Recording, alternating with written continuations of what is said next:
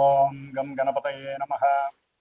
జ్ఞానానందమయం దేవం నిర్మలస్ఫటికాకృతిం ఆధారం సర్వవిద్యానాం శ్రీ హయగ్రీవముపాస్మహే. జ్ఞానసిద్ధిని వీక్షిస్తున్నటువంటి ప్రేక్షకులందరికీ కూడా సూర్యనారాయణుడి యొక్క అనుగ్రహం కలుగుగాక. మనకి ప్రతి మాసము ముఖ్యంగా వృషభ రాశి వారికి అందులో ఉన్నటువంటి నక్షత్ర సముదాయం కృత్తిక, రోహిణి, మృగశిర ఈ నక్షత్రాల జాతకులు వృషభ రాశి వారు. వీరికి ఈ యొక్క మే 15వ తేదీ నుండి జూన్ 15 వరకు కూడా సూర్య సంక్రమణం, వృషభ రాశిలోకే జన్మరాశిలోకి సూర్య భగవానుడు యొక్క సంక్రమణం కలుగజేసేటటువంటి విశేష ఫలితాలు.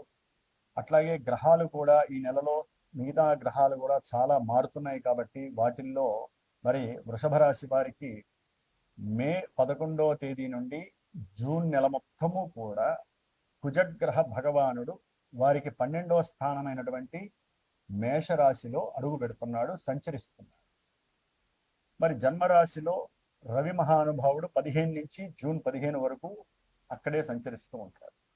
బుధగ్రహము అదే రాశిలో దాదాపుగా 15 నుంచి 29 మే 29, 30 వరకు కూడా సేమ్ జన్మరాశిలోనే ఈ రవి బుధులు కలిసి ఉండటం అనేటటువంటిది జరుగుతుంది. దీని ద్వారా ముఖ్యంగా వృషభ రాశి వారికి ఆరోగ్యపరమైనటువంటి విషయాల యందు, నర్వస్ సిస్టంలో కానీ లేకపోతే కుటుంబ పరంగా కానీ, అంటే కుటుంబంలో ఏదైనా ఒక వాహనపరమైనటువంటి విషయాలు లేకపోతే గృహ సంబంధిత విషయాల్లో కానివ్వండి, అది అంటే అన్నిటికీ కూడా కంపల్సరీ డబ్బు అనేటటువంటిది లింక్ అయి ఉంటుంది.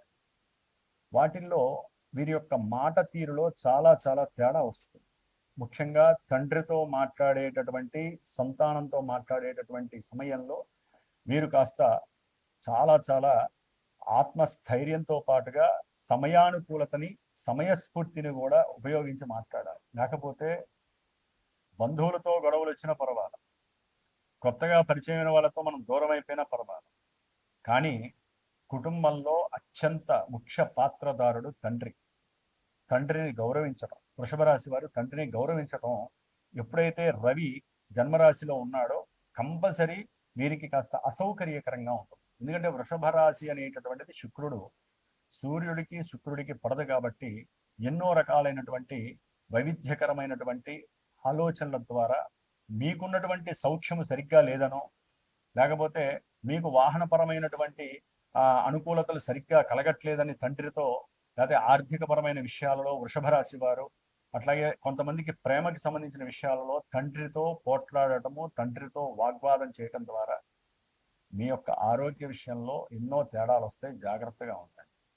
అట్లాగే కొంతమందికి వృషభ రాశి వారికి హార్ట్ రిలేటెడ్ సంబంధించినటువంటి శిరో సంబంధిత, నేత్ర సంబంధిత, ఉదర సంబంధిత అంటే పొట్టకి సంబంధించినటువంటి విషయాలలో, నరాలకి సంబంధించినటువంటి ఎన్నో రకాల విషయాలలో, నడునొప్పి కావచ్చు, నరాలకి సంబంధించినటువంటి విషయాలు కావచ్చు, థైరాయిడ్ గ్రంథికి సంబంధించినటువంటి లేదా హీట్ రిలేటెడ్కి సంబంధించి, వాత పిత్త శ్లేష్మ రిలేటెడ్కి సంబంధించిన ఏ విషయాల్లోనైనా సరే వీరికి కాస్త రుగ్మతలు ప్రబలటానికి అవకాశం ఉంటుంది వృషభ రాశి వారు. కాబట్టి రవి బుధులకి సంబంధించినటువంటి గోధుమలు అట్లాగే పెసర్లు కాస్త ఈ నెల రోజులు తినటం మానేయటం చాలా మంచిది. దీని ద్వారా ఇబ్బందులు పడడానికి అవకాశం ఉంటుంది. అట్లాగే వృషభ రాశి వారికి 12వ స్థానంలో ఉన్నటువంటి కుజగ్రహము, ఈయన ఎలా ఉంటుందంటే వెనకాల పెద్ద గొయ్యి ఉంది, మీరు ఆల్రెడీ గొయ్యి వేరు, పైన నుంచున్నా కూడా హీట్ అగ్నిలో నుంచున్నారు. ఎలా ఉంటుందండి? అర్థం కాని పరిస్థితి. కాబట్టి అప్పుల బాధ విపరీతమయ్యేటువంటి పరిస్థితి. మొన్నటిదాకా బాగుంది కదా అనుకుంటే ఇప్పుడు అప్పుల బాధ విపరీతంగా అవుతుంది. వ్యాపారంలో ఎక్కడో మీకు కానివ్వండి, అంటే వ్యాపారంలో నలుగురో ఒక 10 మందో కలిసి కూడగట్టుగా ఉన్నటువంటి వాళ్ళ మధ్య ఈ పెట్టుబడులకు సంబంధించినటువంటి వ్యవహారంలో మాట తీరులో చాలా చాలా తేడాలు వస్తాయి. అవి పంచుకునేటటువంటి విషయాలలో, లాభాలని పంచుకునేటటువంటి విషయాలలో మీ మధ్య విపరీతమైనటువంటి గొడవలు, కొట్లాటలు, వాగ్వాదాలు కలిగి కోర్టు కేసులు, లాయర్లతో దాకా వెళ్ళేటటువంటి పరిస్థితి.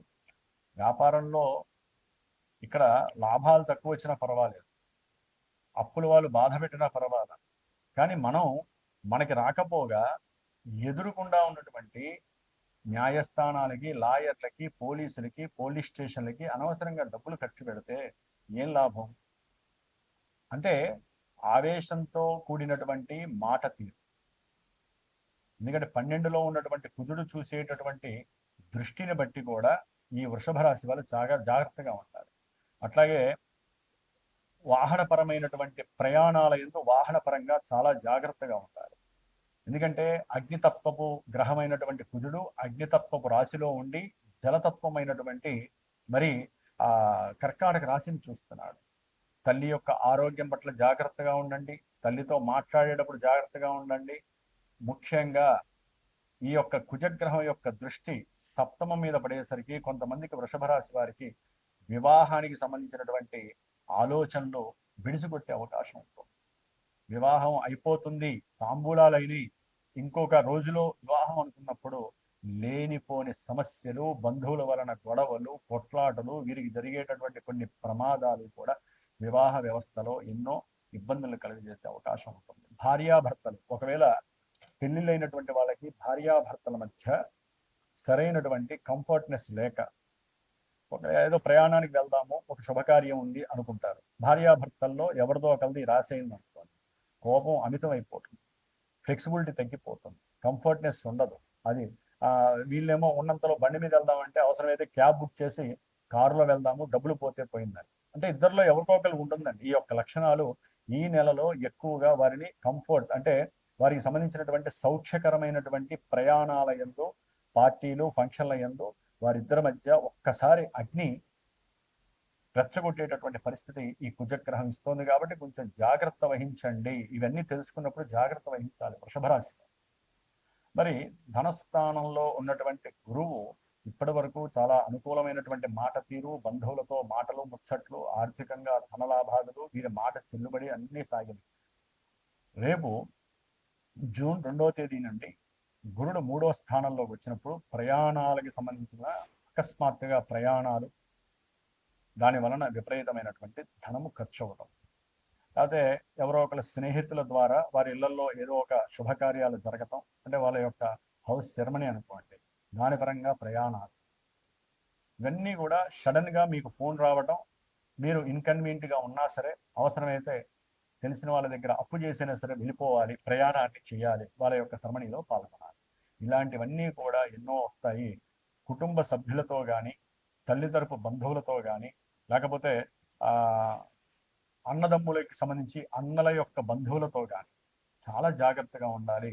గురువు యొక్క దృష్టి శని భగవానుడి మీద, లాభంలో ఉన్నటువంటి శని భగవానుడి మీద కూడా ఉండేసరికి వీరికి ఎప్పటి నుంచో ఆగిపోయినటువంటి కొన్ని పనుల యందు చక్కటి స్థితి కలిగి ఆ పనులు నెరవేర్చుకోవడానికి వీరు చాలా కష్టపడే అవకాశం ఉంటుంది. అవసరమైతే డబ్బునైనా సరే 10 రూపాయలు ఖర్చు పెట్టి అనుకున్న పనిని సాధించాలి. ముఖ్యంగా అది ఉద్యోగ సంబంధిత ప్రమోషన్ విషయంలో కానీ, కొంతమంది ఉద్యోగ విషయాల్లో కానీ ఈ పనిని సాధించుకోవడానికి ఏ దారులు ఉన్నాయో అన్ని దారులు చక్కగా ప్రయాణాలు చేస్తారు. అనుకున్నది సాధించడానికి ఈ యొక్క గురువు 3వ స్థానంలో వాళ్ళకు ఉన్నటువంటి సంభాషణ చాతుర్యంతో పనులన్నీ అవజేసుకుంటారు.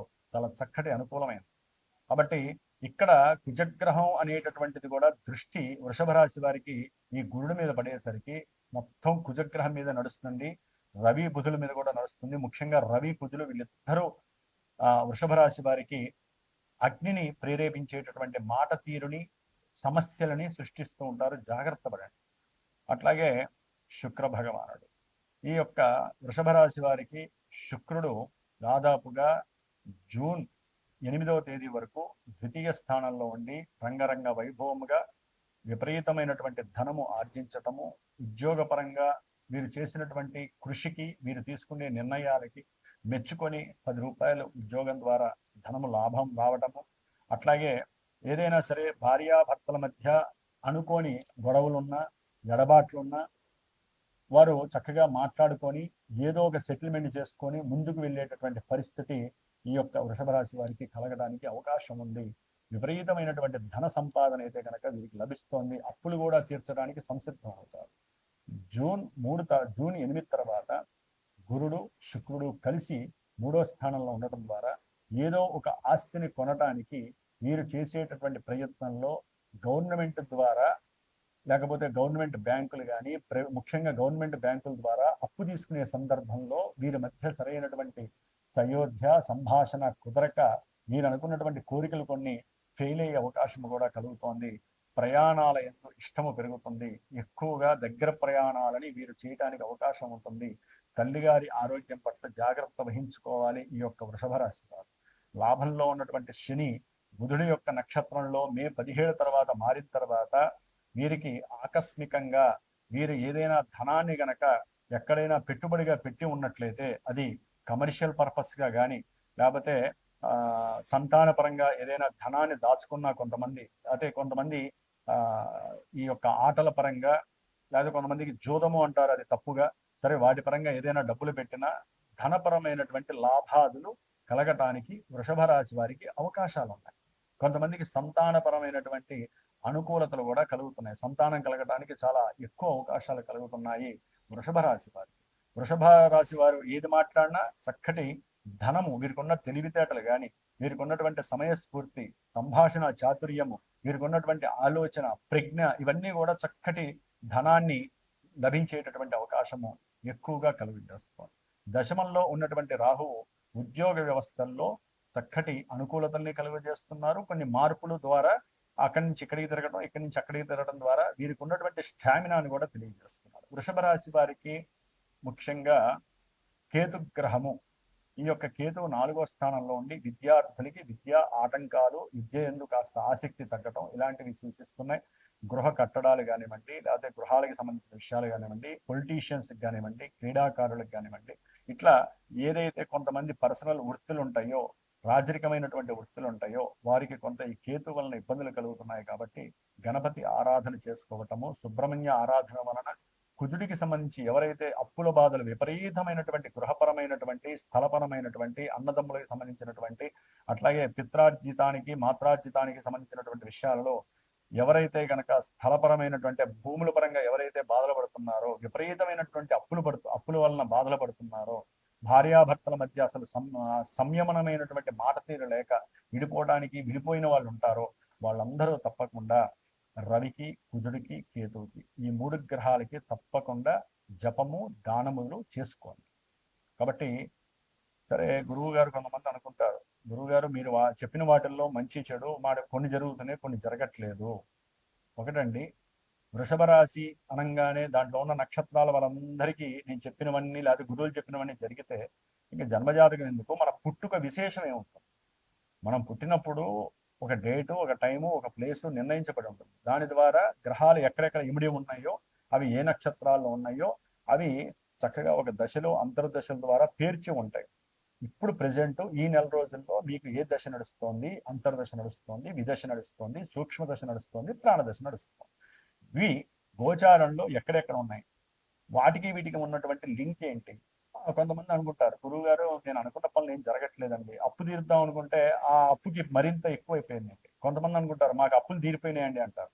కొంతమంది వివాహం అయిందండి, భార్యాభర్తలు కొట్టుకొని చస్తున్నారండి, అర్థం చేసుకోక అంటారు. కొంతమంది కొట్టుకున్న వాళ్ళు కలిశారండి అంటారు. అంటే మరి ఇవన్నీ గోచారంలో ఒకటి చెబితే ఒకటి ఎందుకు జరుగుతాయి కొంతమందికి, ఇంకోటి చెబితే ఇంకోటి ఎందుకు జరుగుతుంది? జాతకము. విడిపోయే వాళ్ళకి జాతకంలో ఎక్కడో నెగిటివ్గా ఆపరేటువంటి గ్రహాల యొక్క దశలు గనక జరుగుతున్నట్లయితే అవి ఇక్కడ ప్రతిబింబించి చక్కగా వాళ్ళని అవి అనుభవించేటట్టు చేస్తాయి. కాబట్టి లాభాలు, నష్టాలు, కష్టాలు, సుఖాలు ఇవన్నీ కూడా జన్మజాతకము, గోచారము. గోచారం అంటే ఇప్పుడు జరుగుతున్నది. ఈ రెండు మిక్సింగ్ చేసి ఎవరినైతే మీరు సరైన గురువుని సంప్రదిస్తారో, ఏమండి వివాహం ఎప్పుడవుతుంది, ఇప్పుడు మా అమ్మాయికి దశలో అంతర్దశలు అబ్బాయికి బాగున్నాయా లేదా, వివాహం దగ్గర దాకా వచ్చి వెళ్ళిపోతోంది, అప్పుల బాధలు మమ్మల్ని ఎందుకు ఇబ్బంది పెడుతున్నాయి, ఈ అప్పులు ఎప్పుడు తీరే అవకాశం ఉంటుంది, ఉద్యోగాలు రావట్లేదు, ఉద్యోగం వచ్చినా సరైనటువంటి కెరీర్ సరిగ్గా లేదు, వ్యాపారం చేస్తారా, ఉద్యోగం చేస్తారా, ఇలాంటివి మన నిత్య జీవితంలో ప్రతి మనిషికి కావాల్సినటువంటి ఈవెంట్ వైజ్ ఇవన్నీ కూడా జన్మజాతకం తెలియజేస్తున్నప్పుడు గోచారాన్ని పట్టుకొని మాకు పెళ్ళైపోతుందా, మా అమ్మాయికి పెళ్ళైపోతుందా, ఉద్యోగం వస్తుందా, చదువు ఎందుకు ఆగిపోయింది, మాకెందుకు అనారోగ్యం వచ్చింది, మాకెందుకు అప్పులు తీరట్లేదు అంటే ఎంతవరకు అని ఇప్పుడున్న గ్రహం మేము చెబుతామండి 15 రోజులకి ఇంకో గ్రహం ఆ గ్రహం వేరే రాశి మారుతుంది, అప్పుడేం చేస్తాం? అదే మనకి దశలు అయితే కనుక లాంగివిటీ ఉంటాయి. కొన్ని దశలు సంవత్సరాలు ఉంటాయి, కొన్ని అంతర్దశలు నెలలు ఉంటాయి, సంవత్సరాలు ఉంటాయి. అవి చూసి మీరు తెలుసుకున్నప్పుడు మాత్రమే సరైన పరిహారాలు ఆచరించండి. జ్యోతిష్యాన్ని నమ్మండి. మన యొక్క ధర్మాల్ని పాటించండి. సనాతన ధర్మంలో మనం ఇమిడిపోవాలి. వేరే లేనిపోని దురవస్థల పైన లేకపోతే ధర్మాల వైపు, ధర్మం కానటువంటి కొన్ని వీటి దగ్గరికి వెళ్ళి మన వ్యవస్థలో ఎన్నో అవస్థలు కొని తెచ్చుకుంటున్నారు మన యొక్క హైందవ సోదరులు కానీ సోదరిమణులు కానీ.